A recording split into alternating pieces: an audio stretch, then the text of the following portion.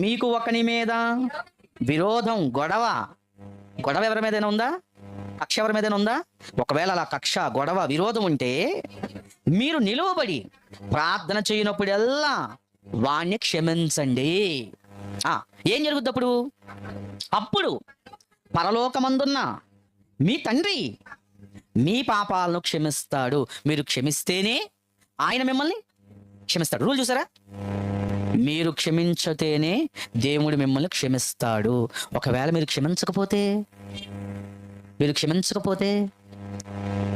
అర్థమైందా? మీరు క్షమించకపోతే ఏం జరిగింది?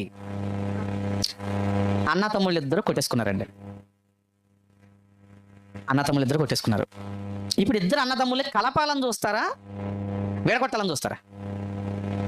దేవుడికి అస్సలు నచ్చంది ఏంటో తెలుసా? అన్నదమ్ముల్ని విడగొట్టడం అనేది అస్సలు నచ్చదు. చాలా చాలా కోపం, అసహ్యం. అలాంటి పనులు చేసేవాళ్ళు అంటే దేవుడికి అసహ్యం.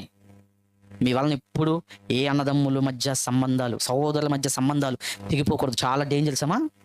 మీరెంత సేవ చేసినా అలాంటి పనులు చేశారంటే దేవుడి కోపం వస్తుంది.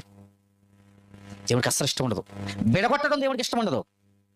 కావాలంటే కలపండి, కలపడం దేవుడికి ఇష్టం.